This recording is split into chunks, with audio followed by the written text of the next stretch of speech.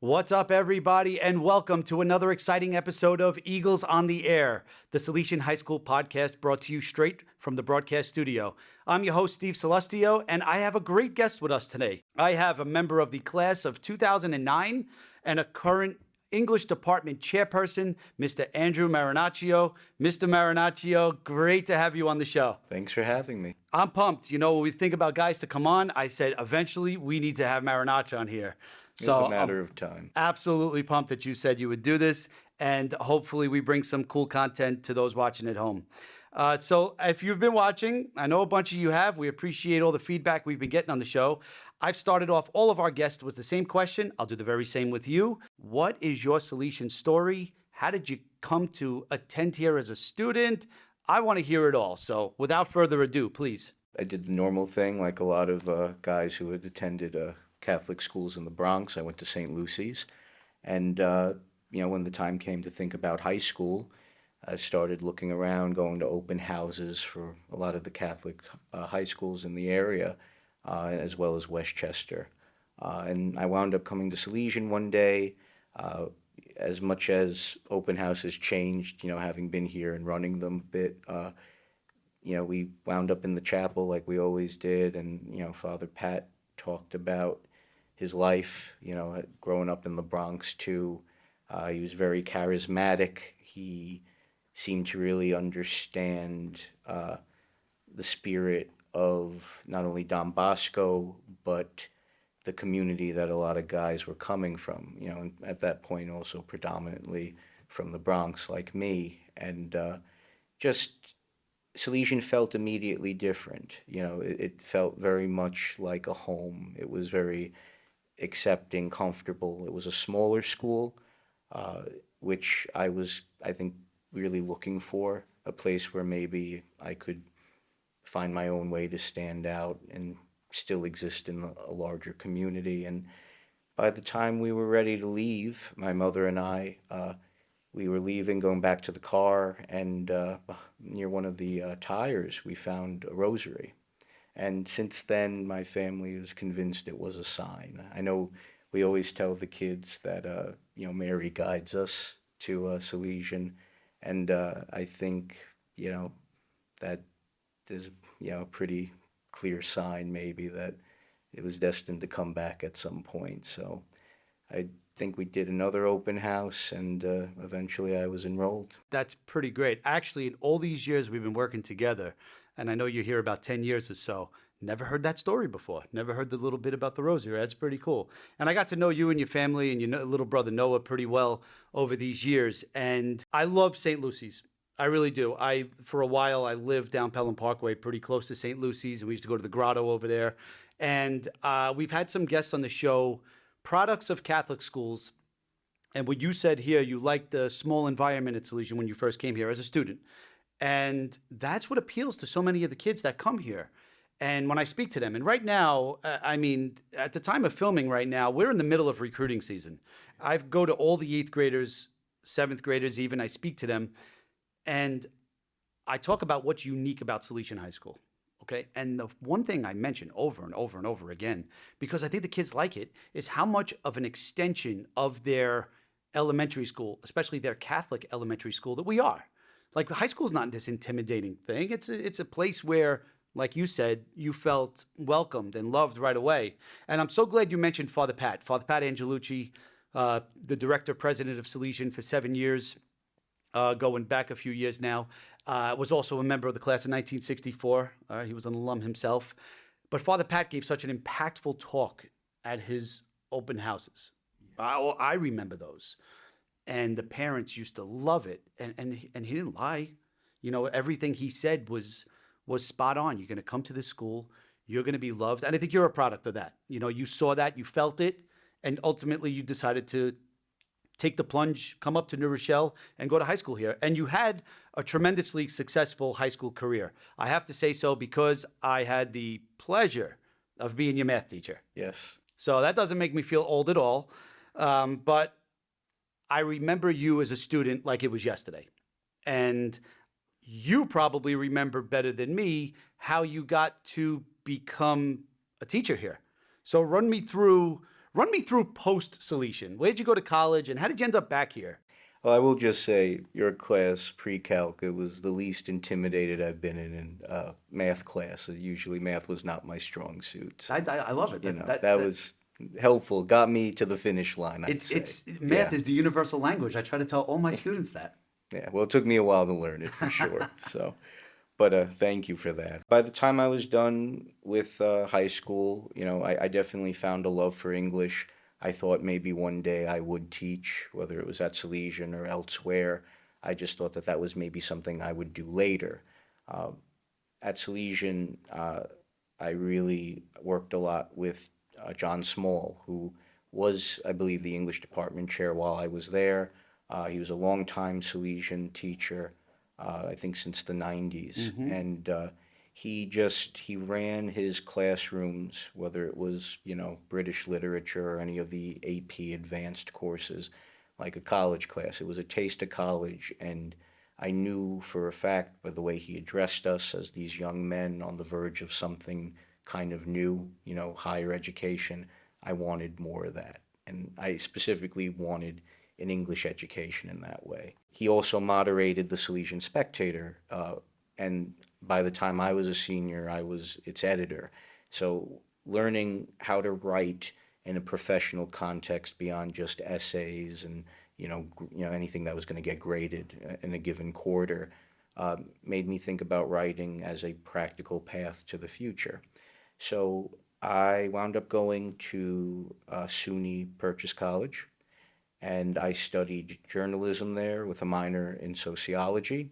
I learned the fundamentals of news reporting, and along the way, since I was lucky enough to graduate with enough credits where I could really customize my college schedule, I continued to take English electives in addition to sociology, and just try to learn as much about the world as possible through literature, through the study of society, and see how that could maybe inform my writing craft and approach. And I did some freelancing while I was doing my studies there, and I did a little freelancing after as well, doing some odd writing jobs as well as some other temp jobs. And, eventually a couple of years out from college, I thought about maybe starting to teach.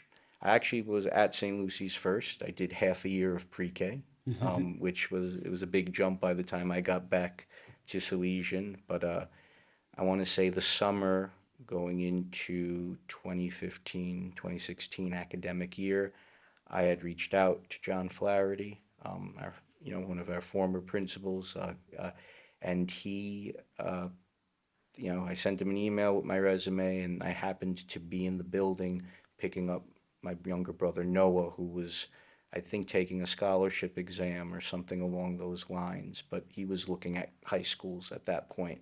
I ran into John, and he stopped me, and he asked if he had my resume, and I said, I contacted you, I'll send it again. And by August, he had called me back and in for an interview for an English position. It was actually English and history at first, so I was thrown into this interesting hybrid schedule. And eventually, I started teaching strictly English, and now I'm the department chair, in my second year as chair. And I'm grateful for the path of growth that Salesian had offered me, well beyond being a student. You just gave me a lot to unpack there. I'm trying to write down some notes because I feel like I feel like I'm getting an education right now. I try to follow along with all you young guys in your career paths, but my office is downstairs. I try to follow and I try, but you brought up some key names here.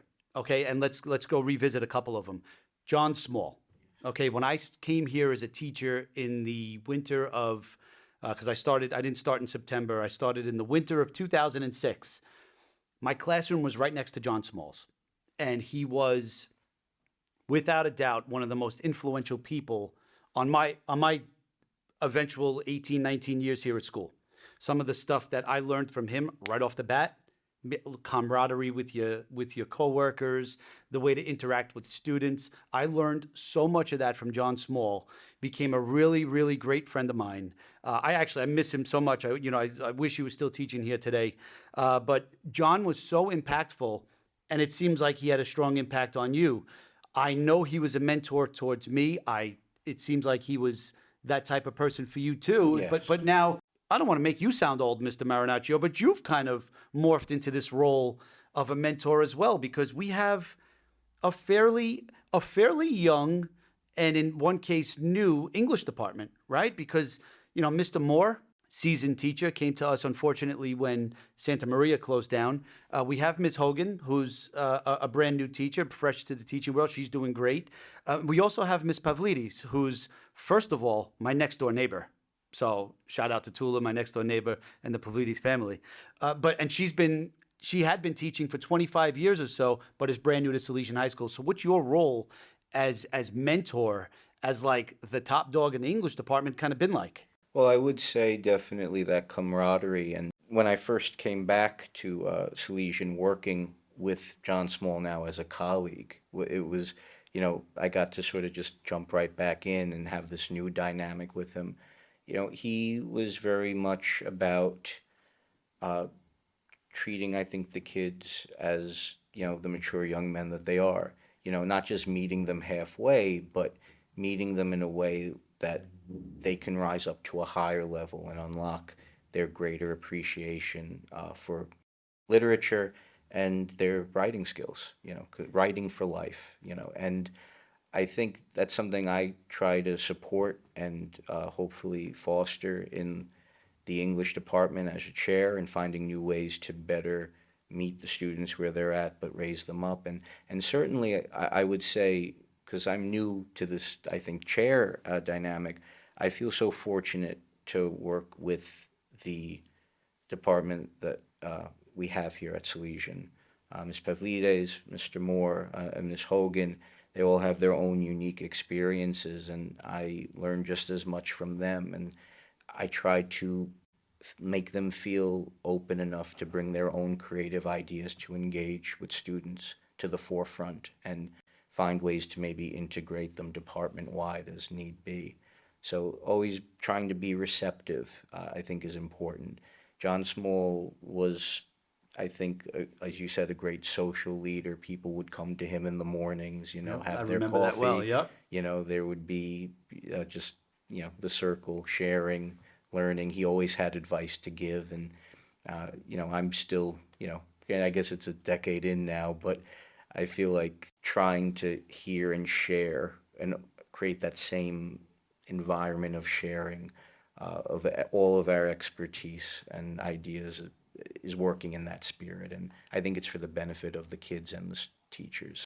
Definitely, it's absolutely a benefit of the students and the teachers, and gives the guys a great experience. We promise them that they're going to come to Salesian High School. The eighth grade kids, when they're looking at high schools, we promise them they're going to come here and have a great experience. I say that to all the kids. Ask anybody whose classroom I've been in the last month. But I'm going to steer this in another direction. I'm going to stay on the same path, but kind of veer off for a second, because you mentioned writing. And a lot of parents that I speak to out there, eighth grade parents, prospective parents, are so concerned about the technology that's entering education altogether. They're so relieved when I tell them that we still write. Because, like you said, writing for life, it's still something that we teach, and the kids do, and they do it well. And they show up to college well prepared as writers. A lot of them come back right after their first and second years of college and talk about how well prepared they were to write. And so many parents are relieved that yes, you get a Chromebook, and yes, your courses are pretty much digital, and your tests may be online, and you submit this on Google Classroom, but writing is still a foundation here at Salesian High School, no matter how much technology is brought in. So I'm glad you brought that up. And now let me ask you on a more personal note. I know you write. You mentioned that you do some freelance work. Where do you freelance? These days, I mostly freelance for a website called Brooklyn Vegan. They are a website devoted to covering live music in New York City and the tri-state area. Uh, they were one of the first organizations that I wrote for when I was in college. One of my best friends and roommates from college is an editor there, and he started working for them before he even graduated from Purchase. So we're still in close contact, and I always go to him with pitches whenever I have them. And Yeah, I usually I'll write concert reviews. So, if there's a live show happening in Brooklyn or Manhattan, I'll pitch it, and maybe if they can get me in, I'll write and share my thoughts on it. That's pretty interesting. And if you're watching this at home or listening to it and you heard the name Brooklyn Vegan and thought that you were writing about food, I mean, you wouldn't be alone because I had no idea that this was about music. Yeah. That's pretty that's pretty great.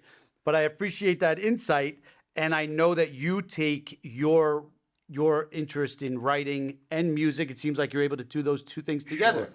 So much of the emphasis we put on our kids involves getting involved in something after school.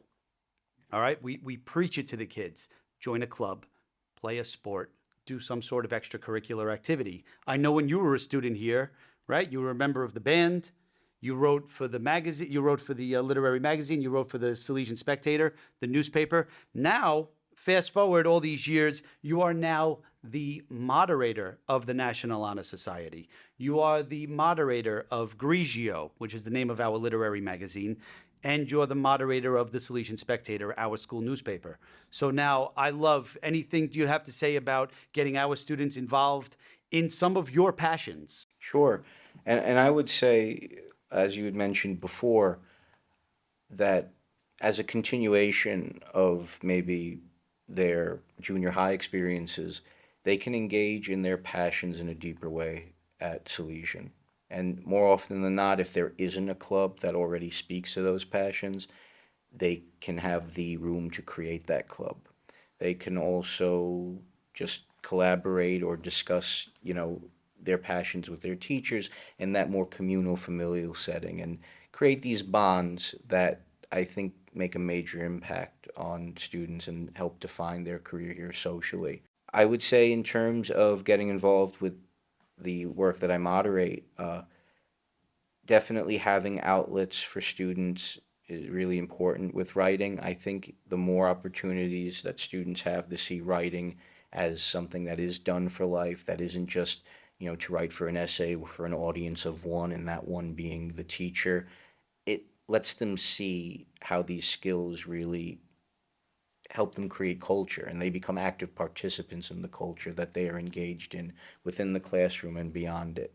So, we have a really healthy staff for the school newspaper, students that are interested in world events, politics, interviewing local, businesses. We have a whole new interview editorial team, for instance, and I think for the first time, and I don't even know how long, it may have been a first period where one of our students actually interviewed a local pizza owner right down the street. Students are learning the skills on how to report what's going on in their communities, what's going on in their world, and the value of that, and how to tailor that also to the Salesian community specifically. That type of writing has resonated with a lot of our juniors, I think, especially, who make up so much of our editorial staff, and they seem eager to contribute more um, in that vein. And the literary magazine, I'll have, even though I don't teach freshmen, but everyone from freshmen to seniors will come out of the woodwork writing poems, writing short stories. Kids that maybe you wouldn't even necessarily assume were writing in that way. They're just happy to kind of present it out there and get their work in a nice glossy magazine every spring.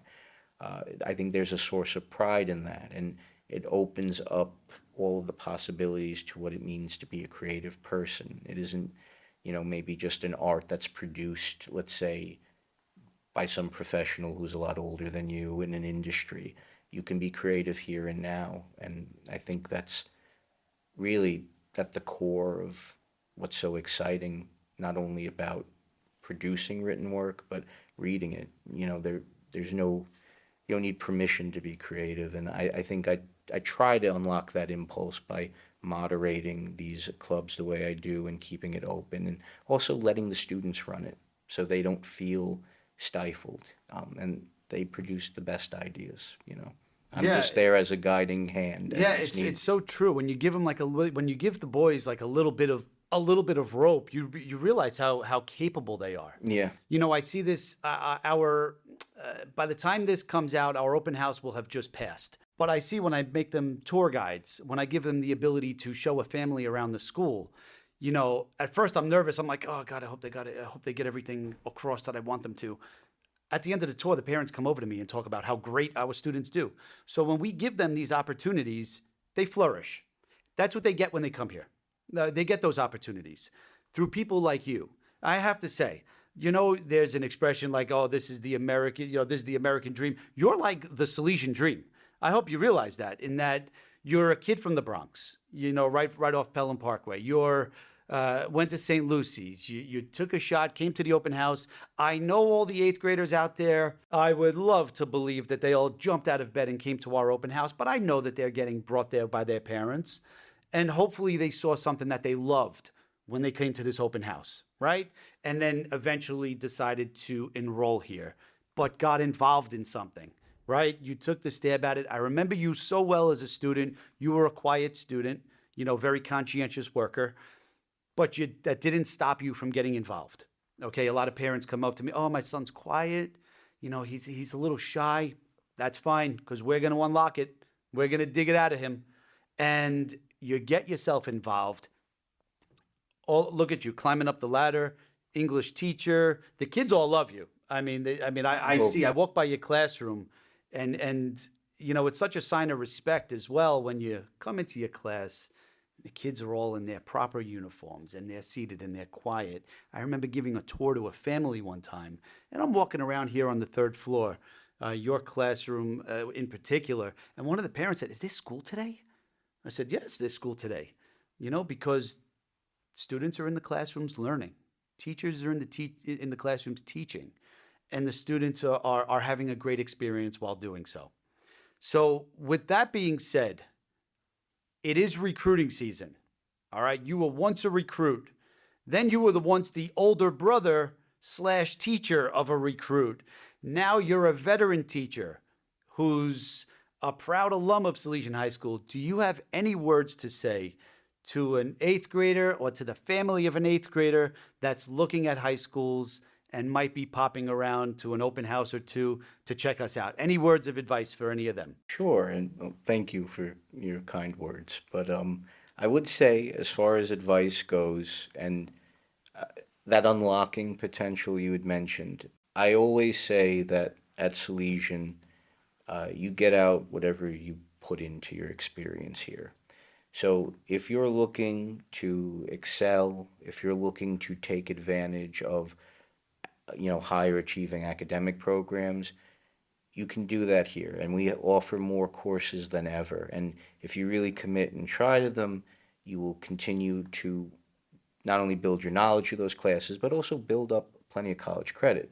By the time I graduated from Salesian, I had over 20 credits going into purchase. And that allowed me to dramatically customize my college experience. That was all just from opportunities offered here at Salesian, taking those classes and studying hard to, get that. So the choices you make here at Salesian can have a major positive effect on your college education going forward. And that's just one way. I would say also getting involved is key. Getting involved will unlock what you're interested in. Unlock all of your interests, whether you realize them already or not, give you an opportunity to practice them, whether it's the literary magazine, whether you study hard and want to do community service through the National Honor Society. The more you do here, the more clearly you can define your place in our community and your place in whatever future community you join, academic or otherwise. But you get a great foundation if you just put in that effort here and now. So if you think you're looking for a place to really grow in that way, you can definitely find it here at Salesian. I love it. If I had to speak in front of a group of 500 parents, I think I would have said the same thing. You get out what you put in. Mr. Marinaccio, as I call you, you've been an awesome guest. I can't thank you enough for hanging around after school to do this episode with us. I think it's been insightful. I learned a little bit about you today. I thought I knew everything about this guy. I'm still learning. You've been a great guest. I can't thank you enough. And for those and everybody watching at home, I hope you enjoyed episode 7. Until next time, this has been Eagles on the Air.